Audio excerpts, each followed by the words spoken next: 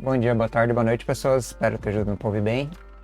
Tava configurando umas coisas aqui, tentando acertar o microfone, não sei se está perfeito. Mas bora lá. Então o vídeo de hoje é um FD... Eu cacete. FV. Filosofia Viva. Nossa, faz tempo que eu não faço vídeo. Literalmente faz mais de semana. Os vídeos que eu tinha era tudo gravado já há um bom tempo. Eu fiquei um tempo aí com muito problema e não deu pra fazer vídeo. Então faz mais de 2 semanas, também não faço live, faz mó cara já. Mas bora, vamos fazer vídeo aqui. Por sorte tinha uns vídeos aí de sobra e não pausou o canal por enquanto, né? Então não ficou algum tempo em hiato, o canal teve lançamento mesmo que agora tenho 0 vídeo lançado, ou melhor, 0 vídeo em reserva para lançar. E agora esse aqui é o vídeo de amanhã já. Então, e depois tem que fazer o outro depois de amanhã e assim por diante. Por que eu faço vídeo? Porque eu sou retardado, né? Porque isso aqui não vale nada, dá 10 views, 5 views.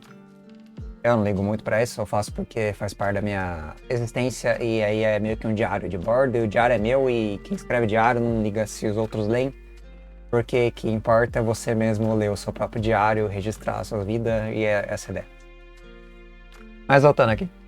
Eu tava conversando, né? Na verdade foi um dia bem embaçado pra mim, porque é uma coisa comum que eu também já fiz e eu acabei sendo um pouco babaca. Porque de vez em quando você entra num debate aqui, um debate ali, e aí você argumenta, eu argumentei de maneira desnecessariamente agressiva sobre política, né? Mas qual era a vibe? A vibe foi que me deu raiva, foi o seguinte, ó. Pessoas com 15, 16 anos não sabem muito das coisas, tem pouca informação. Quando eu tinha essa idade também não sabia. E eu também era bem ignorante, e se me desse um ergo eu entenderia, bem, não sei, talvez ficasse bem bravo, que eu era arrogante, né, bastante egocêntrico. Mas me falaram o seguinte, não flor pra mim, né, foi um grupo ali bem na minha frente, que o governo Bolsonaro era melhor que o do Lula. Aí eu fiquei meio assim, argumenta. Mas Ana, de segurança? Não, porque o Lula vai tirar as armas dos policiais. Cara, onde essa informação? Isso é fake news. De onde você tirou isso? Aí comecei a debater. Não, daí a pessoa, não gosta de política. Política, eu não gosto de ficar debatendo porque dá briga, porque dá atrito, porque política é ruim. Aí eu fiz uma reelaboração e um discursinho, que é o tema do vídeo em si, né? Que o tema é toda relação entre pessoas é uma relação política. O que eu quero dizer com isso? Então, quando a gente... Nossa, deve ter estourado agora, né? É que eu ganho muito alto o microfone. Se deu estourada no... sem querer, perdão. É que às vezes se fala alto, ele... pá. Todo modo. Pensa assim. Eu vou diminuir esse ganho de microfone, tá muito alto, eu tô me irritando com ele. Deixa eu diminuir só um pouquinho aqui. Vou diminuir meio grau. Aqui também. Diminuir o ganho dele. Agora tá com menos ganho um pouco. Mas seguinte, imagina assim. Tô numa existência. Essa existência é uma existência compartilhada com pessoas e com a natureza e com a diversidade da existência em si. A diversidade da existência é uma existência na vida, na sociedade, em relações humanas, relações naturais, relações complexas de... às vezes de acordos, às vezes de algum modo... supressão da identidade ou supressão da liberdade do outro. Não é bem um acordo, é uma coerção, talvez até mesmo uma determinação da sua vontade sobre a existência alheia. Mas por que eu estou dizendo isso? Porque quando você pensa em política, você pensa em governo, você pensa em alguém que está numa posição distante. E essa posição distante, de algum modo, tem ali uma rotina, e essa rotina é uma rotina que toma decisões, essas decisões de algum modo refletem para quem está abaixo, né? Porque o político é aquele que de algum modo organiza as regras, organiza o debate público, organiza ou mesmo maximiza as estratégias de tomada de posição, de decisão, e depois aplica também. Então tem várias pegadas ali. Você pode pegar, por exemplo, o executivo, que é aquele que executa. Executa o orçamento, executa o planejamento, executa estratégias de otimização da gerência da sociedade, gere onde vai construir certas coisas, o que vai ser construído, como vai direcionar as políticas públicas, políticas de acesso à saúde, políticas de acesso, N coisa. Ele tem tem as pastas, né, que são as secretarias ou os ministérios, onde você vai lá e dá uma hierarquia pontual, hierarquia péssima. Onde tem uma autarquia particular ali, essa autarquia corresponde ao chefe. O chefe, ele dá responsabilidade para certos líderes, esses líderes têm uma equipe, essa equipe gerencia e vai como se fosse de cima para baixo, descendo todo o poder. E o poder também é um poder que vai administrando a sociedade, né? Mas não é só um poder específico, que é o executivo, tem o legislativo também, que é um outro tipo de poder, que funciona de outro modo, que debate a regulação e a regulamentação das leis, o que é certo e errado, o que é adequado e não adequado. Tem outro poder também, que é o judiciário, que vai fazer a crítica e a manutenção das regras, ou seja, quebrando a lei, não quebrando a lei, olhando a Constituição, vendo os livros de leis, de legalistas, os livros de direito, e defendendo o adequado manejo e convívio entre todos os seres. Então tem o executor, tem o julgador e tem o legislador. O legislador faz as leis, o julgador julga as leis e aplica elas em realidade, né? Torna elas factíveis. E o executor executa em grande parte, segundo as leis também, obviamente, segundo as regras, a administração pública como um todo, né? Isso, o campo da política é um campo de debate, um campo infinitamente desgastante, é um campo onde tem inúmeras vontades, inúmeros interesses, inúmeros setores, inúmeros cabos presos em vários, sei lá, você por acaso representa um tipo específico de empresário, ou um tipo específico de setor na sociedade, ou mesmo se não representa exatamente um tipo específico, mas representa uma estirpe financeira ou uma estirpe moral, como por exemplo, você representa os religiosos, representa os religiosos, no caso católicos ou evangélicos, representa talvez os LGBTQIA+, causas, nesse caso, identitárias.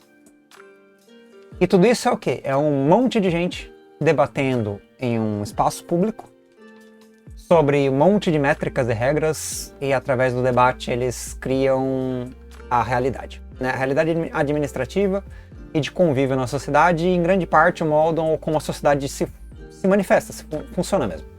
Tanto financeiramente, quanto regras econômicas, quanto regras de estruturas como escola, hospital, estrada, tudo é de algum modo manifesto, debatido, organizado, executado nessa cúpula chamada política, né?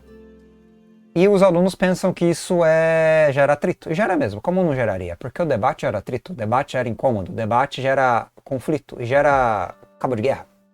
Cabo de guerra é inevitável, você vai lá e tem uma vontade, tem uma demanda, você tem alguém que é contrário, você tem que convencer, ou se você não pode convencer, você tem que de algum modo vencer.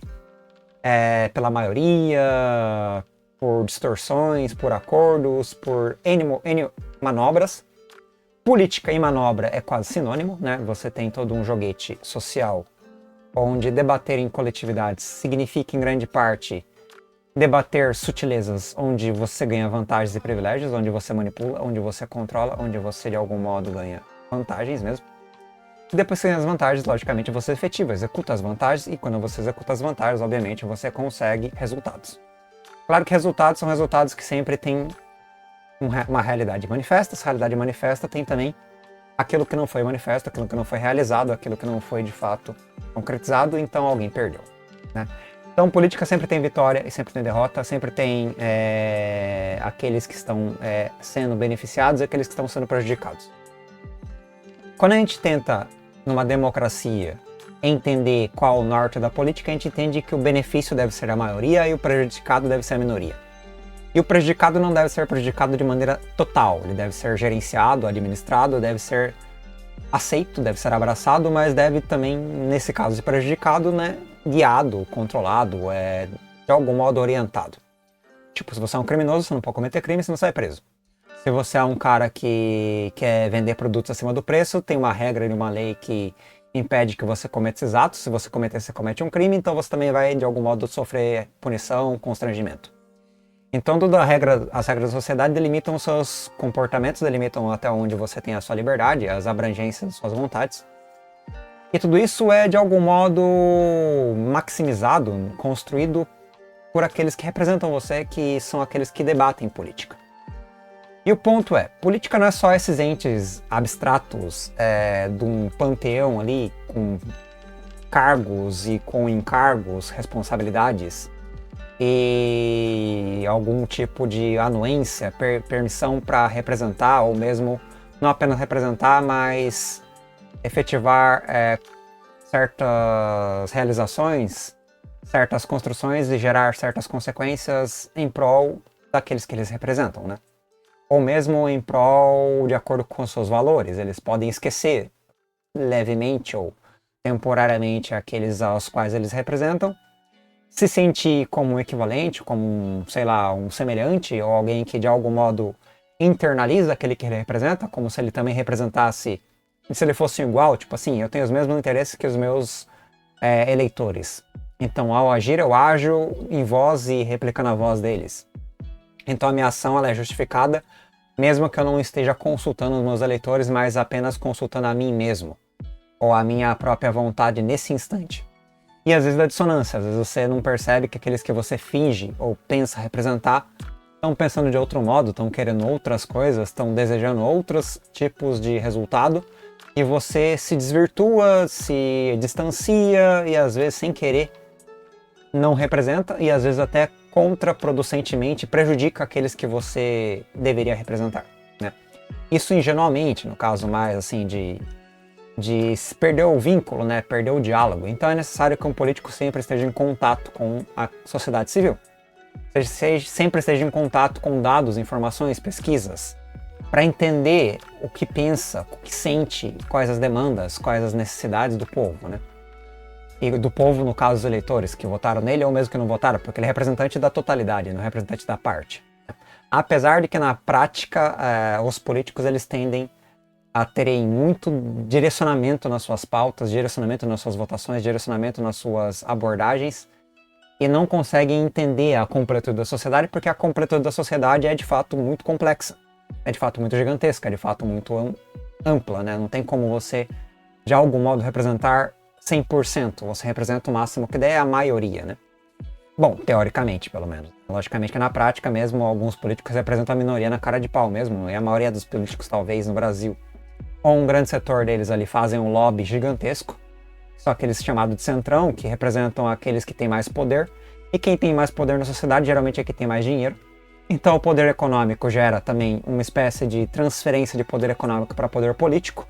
Os representantes, se eles não são os próprios que têm o poder econômico, que estão ali se auto-representando, eles podem ser cooptados por pessoas que têm dinheiro, e daí aqueles que têm dinheiro determinam o direcionamento das políticas dos políticos, né? Como é a realidade no Brasil e em outros países que são oligarquias, né? Onde setores da elite tradicional, antiga, já secular, de muito, muito tempo, demandam e determinam como funciona toda a burocracia, todo o aparelho estatal em todos os setores. A mídia interfere, os produtores rurais interferem, os empresários dos mais diversos setores interferem, e tem todo um monte de lobby, um monte de manejos ali dos mais diversos. E é por isso que política é cansativo, né? E eu concordo com a aluna, que na mesma idade, quando eu tinha a mesma idade que ela, na mesma época de colegial, eu não sabia porra nenhuma. O que eu falei pra ela? Bom, beleza, você odeia a política e quer se manter longe disso. Vamos lá. Onde não tem política na sua vida? Esse é o ponto. Onde não tem política na sua vida? Só que eu fui grosseiro, eu não fui gente boa, eu fui bem babaca, mas... toda relação entre pessoas, eu falei, é política. E... já que essa relação entre pessoas é inevitável porque a gente é um ente social, toda relação é política. Se você tem um irmão, ou tem um pai ou uma mãe, sua mãe ou pai fala, hoje vamos ter um acordo aqui em casa, o almoço ou a janta é 7 da noite. O almoço não é janta é 7 da noite, a janta é 7 da noite, e eu, de acordo com a minha autoridade aqui, ou mesmo com a minha possibilidade de diálogo, decido qual é o cardápio da janta. Porque sou eu que cozinho, né? Sou mãe ou pai que cozinha ali, eu que tenho a responsabilidade. E eu tenho ali a minha... Eu posso ceder, né? Um debate, ceder uma votação. Mas eu tenho algum tipo de privilégio ali para poder definir o que vai ser a comida do jantar. A pergunta, isso não é política? Não está tendo ali uma demanda, talvez uma demanda autoritária? ou uma demanda ditatorial onde seu pai define o que você vai jantar e qual horário, ou pai ou mãe, isso é política. Isso pode ser entendido como um termo político. Pode ser um ditador, pode ser um monarca, pode ser, às vezes, um autocrata, pode ser, talvez, um presidente mesmo, um primeiro-ministro, só que com poderes da Constituição que garantem para ele, democraticamente, segundo as regras da sua casa, poderes absolutos. Ele não é um ditador, ele foi eleito de algum modo, talvez, né? Bizarro o pai eleito, mas enfim. O exemplo é uma relação política. Uma relação onde alguém tem dialogando com você, tem uma espécie de contrato, nesse caso desigual, onde você obedece, segue a realidade e dança de acordo com a música, né? Janta o que tem pra janta, no horário que tem pra janta e não reclama. Mas é uma relação política. E com o seu irmão, que é um nível de hierarquia equivalente? No mesmo quarto, quando vocês dividem o mesmo quarto. Cada um em uma cama, cada um com sua cômoda, cada um com suas coisas, seus objetos. Um espaço comum. Coletivo, né? Quem já teve quarto com o irmão sabe o que eu tô falando, eu já tive. 3, na verdade. Era nós 3 no mesmo quarto. Então você divide o quarto, divide o espaço, ali os seus brinquedos, os meus brinquedos que eram menor, no caso, os papéis e livros do meu irmão, as coisas da minha irmã, ela tinha umas coisas de pintura, umas coisas de tricô, né? Ela gostava de fazer arte, né? Coisas artísticas. Então, cada um no seu espaço, não pode mexer, né? Eu não ia ficar feliz se mexesse nas minhas coisas, meu irmão não ia ficar feliz se mexesse nas coisas dele, e aí tinha as permissões, né? Tinha os contratos, os acordos. Isso não é política? É uma política de representação direta, né? Onde você representa a si mesmo e o seu irmão também representa ele mesmo, a sua irmã também representa ela mesma, a sua família. Todo mundo ali, de algum modo, tem essa... Não eleva-se para um representante que represente você inicialmente. Mas, por exemplo, eu sou filho do meu pai e da minha mãe, beleza. Aí meu pai e minha mãe são os meus responsáveis. E eles que, de algum modo, governam a minha vida. Eles dão a minha mesada, eles fazem matrícula na escola, dão dinheiro para merenda, eles permitem ou não certos horários para chegar em casa. Você percebe que quem está te representando e controlando a sua vida, definindo as regras, não é você que está representando a si mesmo, é você sendo representado por nesse caso, alguém superior. No caso, família, né? O pai, a mãe, ou alguém, no caso, hierarquia.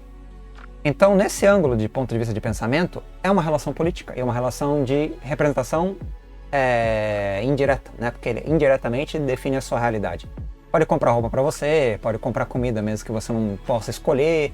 De vez em quando ele chega e faz uma consulta para você. Você quer esse produto no supermercado? Vou comprar. Vou fazer a compra do mês. O que você quer para esse mês? Vou comprar uma roupa. O que você está precisando? Vou ter um dinheiro sobrando. Você precisa de alguma coisa? Entendeu? Quero pagar um curso para você. Aceita fazer o curso? Pode chegar e pagar e tal e falar... É que tem pai que manda você a puta que pariu e define sua realidade, define seu curso, define tudo, né? Ele só fala, você vai entrar na natação, vai entrar no inglês, vai entrar no balé. E você nem tem vontade de fazer nada disso, mas o pai chega lá e coloca você. Aí no meio do curso você meio que desanima ou não, ou fica apaixonado, se encontra, tem várias possibilidades, né? Mas o ponto aqui relação familiar e relação política. Relação com a natureza, vamos ver. Beleza, vamos relacionar com um animal selvagem. Esse animal selvagem, por exemplo, pode ser um predador, pode ser um urso, pode ser um leão, pode ser um tigre. Eu sou um animal mais frágil e ele tem um poder que impera sobre mim. Ou pode ser um animal que, nesse caso, não seja um animal mais forte, mas um animal que... Ou pode ser mais forte, mas na verdade eu sou um ente inteligente, como um ser humano que cria uma tecnologia. Eu crio uma tecnologia, essa tecnologia serve para mim dialogar diplomaticamente, e em vez de eu atirar no urso, eu atiro para cima. Né? E aí é meio que um aviso de que eu tenho uma regra, uma lei aqui, uma capacidade, uma habilidade, né? No sentido de uma ferramenta, no caso, né? Uma ferramenta, um instrumento que pode causar, além do impacto sonoro, um impacto também de machucar o bicho, né? De matar, talvez, né? Ou machucar, caso, um urso. Isso é uma relação política? Não e sim. Não, porque não é entre semelhantes, então não é entre pessoas. Então não tem uma espécie de contrato de diálogo, não tem uma comunicação no sentido mais eficiente, mas tem uma comunicação, tem uma interação, porque você está interagindo com uma diversidade, interagindo com uma realidade. E essa realidade tem um poder, uma autoridade, e essa realidade junto a você, de algum modo, entra numa espécie de desfecho. Esse desfecho é um desfecho político, onde você sobrevive, ou pode matar o urso, no caso, também, se você quiser, porque está armado. Ou se o urso for muito habilidoso e você for muito estabanado, muito eufórico, emocionado, entrar em pânico, você pode morrer mesmo armado. Não adianta estar armado, às vezes o urso vem com tudo em cima de você, esquiva da bala, não sei, pega de raspão, bate no couro, mas não funciona, e aí ele dá uma patada, desarma você e te come. Então, mesmo tendo tecnologia, não é necessariamente 100% digamos, garantido que você vá sobreviver. Mas tem ali uma barganha. Então, ter leis na sociedade, tipo assim, é proibido matar pessoas. Não quer dizer que pessoas não vão se matar. É proibido, por exemplo, estuprar pessoas. Não quer dizer que pessoas não vão estuprar. É proibido, por exemplo, cometer suicídio. Não quer dizer que pessoas não vão cometer suicídio. Então, quando você tem um contrato, esse contrato ele não é uma regra divina. Ele não é uma regra que determina a realidade. É uma regra que, caso a realidade seja quebrada, caso a regra seja quebrada, a realidade seja de algum modo deturpada, vai ter uma consequência. E essa consequência, obviamente, é uma consequência para aquele que comete o erro, comete o equívoco, leva um constrangimento, leva uma punição, leva, de algum modo, algum tipo de decadência, de onera, né? Prejudica o outro, né?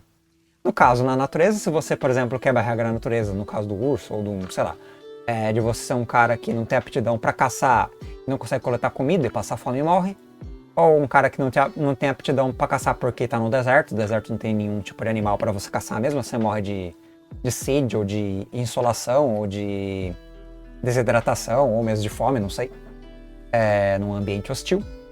E essa é a regra da natureza. A regra da natureza é política também, você negocia com a natureza. A natureza tem ali as capacidades para, de algum modo, não ser um ditador homicida, aí ela não vai tentar te matar. Ela vai tentar prover você de frutos, de material ali, de carne, de comida, e você está vivo. Na sociedade é a mesma coisa. Se você está numa relação onde o outro, que é um semelhante, não vê em você alguém a ser um obstáculo aniquilado, ele tem esse poder, mas não exerce, como o Estado, como os representantes, como um outro ser mais forte mesmo, alguém mais fisicamente adequado, talvez, ele tem esse poder e não exerce esse poder de destruir você, então é uma relação política de contrato.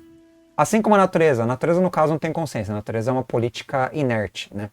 Mas já na sociedade, entre semelhantes, aí tem uma política mais presente, uma política real, onde o debate é um debate digamos, interação que tem de fato possibilidade de barganha. Uma barganha mais facilitada e menos instintiva, menos brutal. Claro, quando você barganha com outras pessoas, seres humanos, né? Esses outros seres humanos com os quais você está barganhando são seres humanos que também, de algum modo, vão ter algum lucro, algum prejuízo, né? Moral da história, né? Porque o vídeo já ficou longo, eu tô divagando faz 20 minutos já, porque eu peguei num círculo de raciocínio e não parei mais.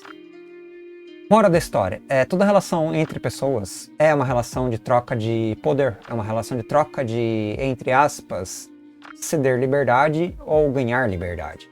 De algum modo, ceder alguma existência e ganhar alguma existência. Propagar alguma vontade e, de algum modo, efetivar alguma realidade, né? Isso é inevitavelmente e inerentemente uma relação política. Ainda mais no âmbito social, tá? No âmbito onde as pessoas estão, de fato, interagindo com semelhantes. Então, seres humanos são seres políticos. Então, toda interação humana é uma interação de poder, uma interação de troca de acordos, de contratos, de, às vezes, desigualdades, às vezes consonâncias, às vezes competição, por vezes disputas e aniquilação, controle, competição, cooperação e coexistência, um dos 4, né?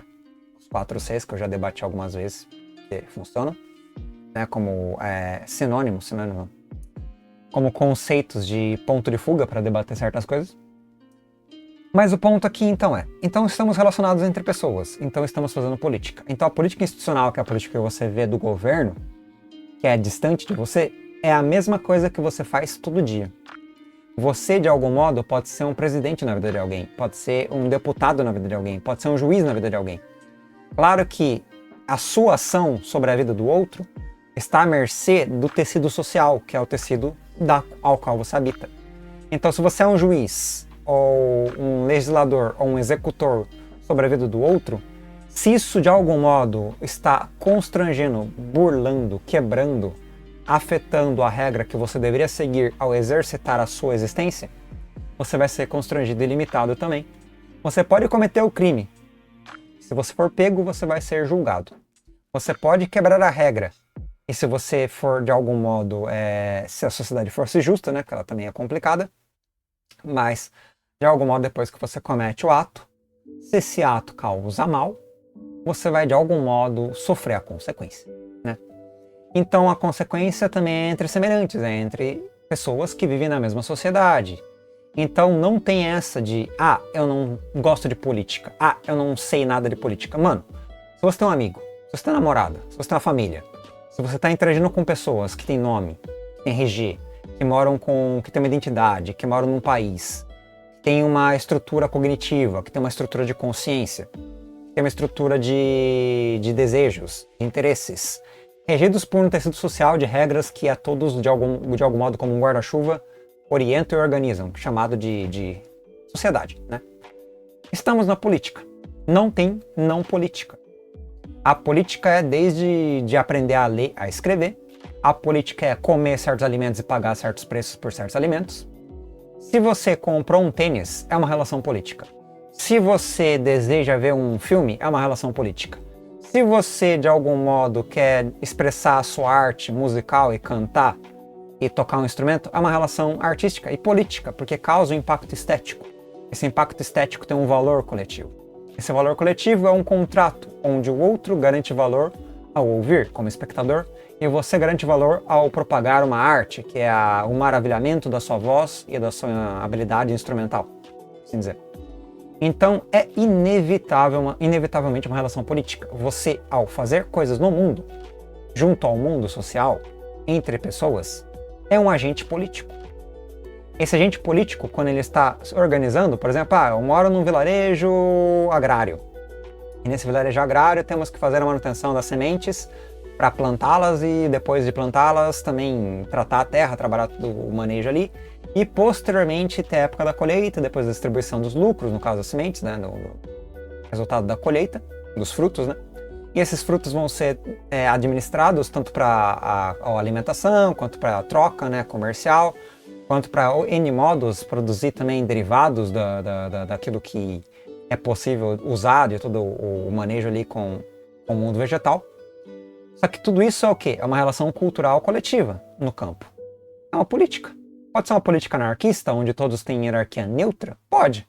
Pode ser política comunista, onde todos têm um viés comunitário de distribuição, de igualdade, de equidade e de justiça? Pode.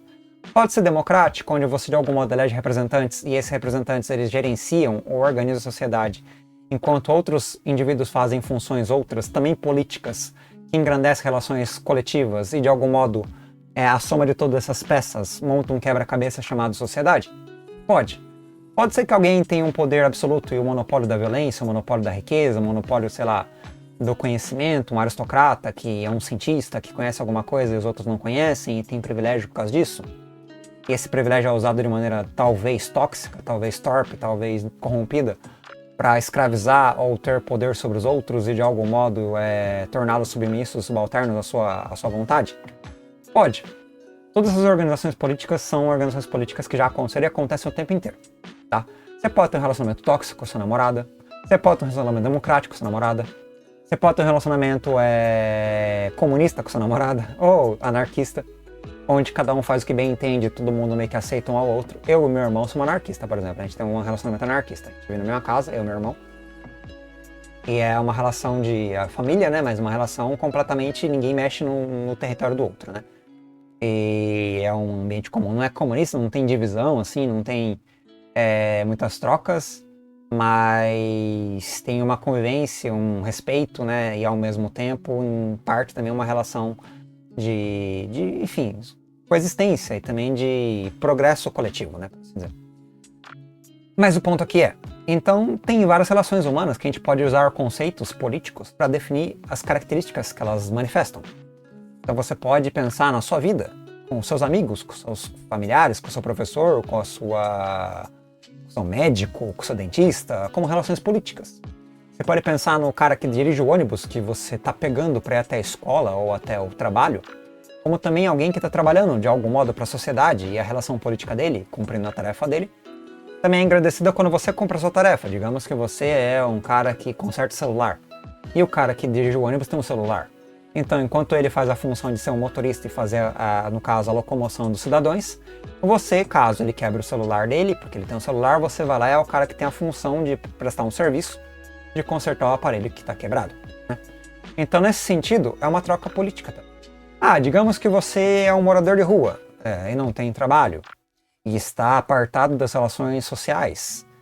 Você faz parte da existência da cidade, você é parte daquilo que depende da sociedade. Então a relação política de subserviência, de submissão, onde você depende para sua vida de auxílio, de ajuda ou de, às vezes, doação, né? É uma relação política também. Então até se alguém que é desprovido completamente de posses ou de matéria, de propriedades, de autoridade, de esmero, de futuro, também está inserido numa relação política. Assim como o contrário, aquele que governa também está inserido numa relação política. Aquele que não tem nada também está inserido numa relação política. Aquele que orienta é um tutor, é uma relação política. Entendeu? Relações afetivas, relações políticas. Então, todas as relações entre pessoas são relações políticas. E aí você faz reelaborações das mais diversas, historicamente falando, socialmente falando, e vai criando organizações coletivas de gerenciar a sociedade. Atualmente, a democracia. Então não adianta nada você virar as costas e falar, eu não gosto de debate, eu não gosto de discussão, eu não gosto de atrito, porque política é complicado. Política administrativa, de governos, no caso, executivo, legislativo, judiciário, é complicado. E é complicado mesmo. Tá? É muito energético, é muito atritoso, é muito desgastante. Mas a vida em sociedade é isso. Eu ensinando para vocês e fazendo vocês ficar, no caso, se for um aluno meu, né? Na sala de aula por 1h30, agora no ano que vem vai ser 1h40. 1h40 na minha sala é uma relação política, de poder, de controle, onde você para sair da sala tem que pedir permissão para ir no banheiro, onde você para debater coisas, ou para conversar teoricamente, né, deveria entender o contexto da sala, onde tem um monte de regras e é uma relação desgastante. Ou você com o seu amigo querendo sair para o shopping e você não tem dinheiro. E daí você tem que planejar como é que você vai conseguir dinheiro. Aí você vai vender, sei lá,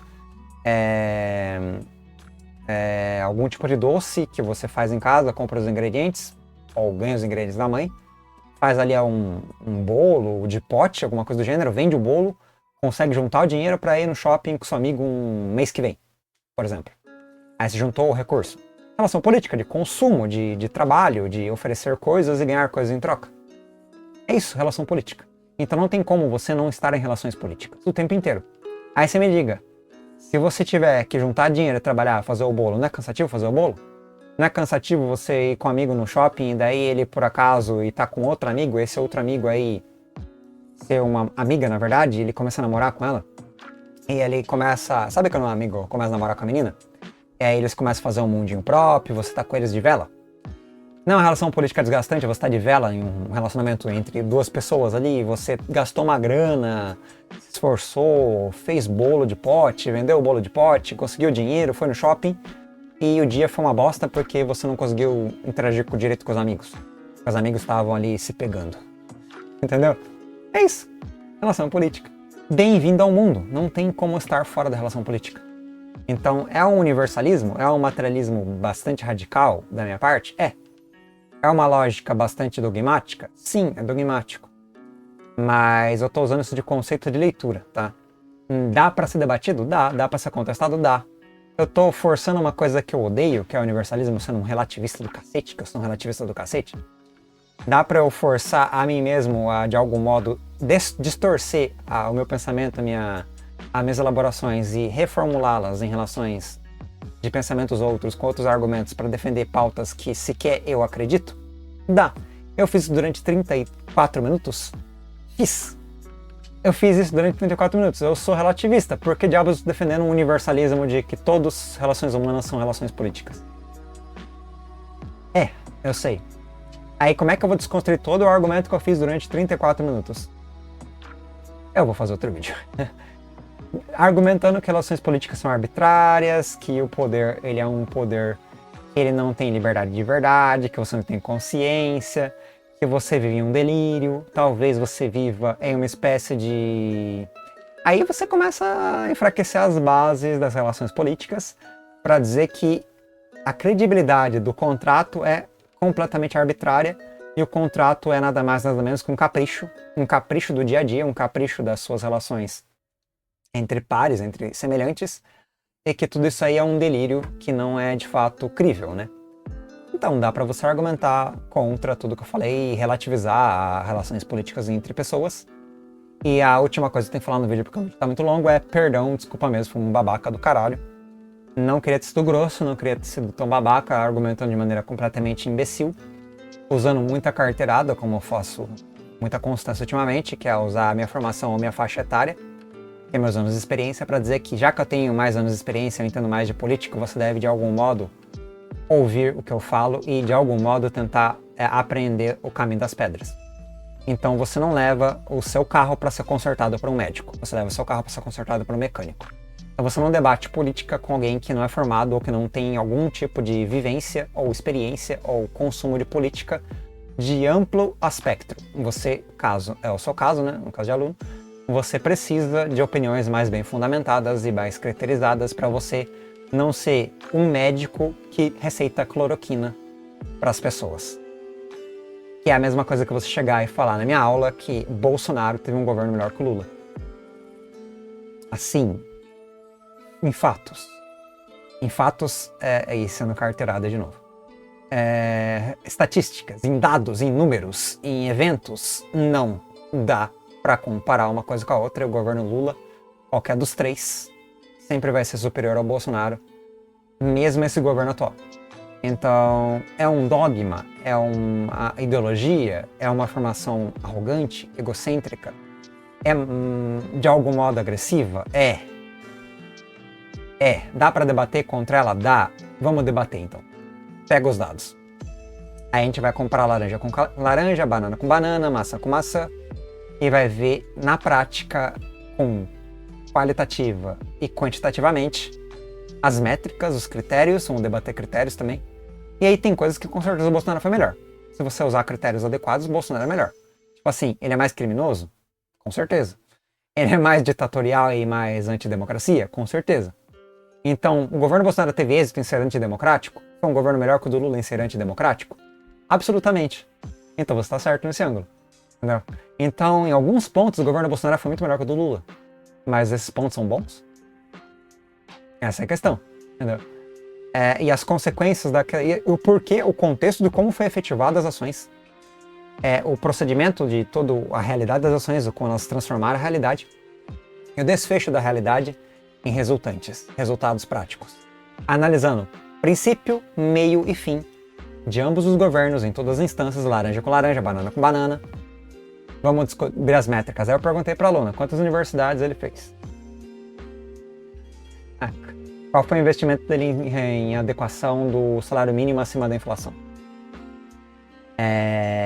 Quais políticas públicas ele teve no combate à fome? Entre outras coisas. Dá pra você ter várias argumentações assim, políticas públicas, né, de governo executivo. Né? Então, desculpa, fui um babaca do cacete. Mas carteirada em cima de carteirada e debate durante 38 minutos. E agora acabou. Fazia mó cara que eu não tinha feito vídeo, né? Fazia 2 semanas que eu não fazia. Esse ficou longo, desculpa mesmo, foi mal aí. Mas acabo por aqui, então, moral da história, e aí voltando pro título, toda relação entre pessoas é uma relação política, tá?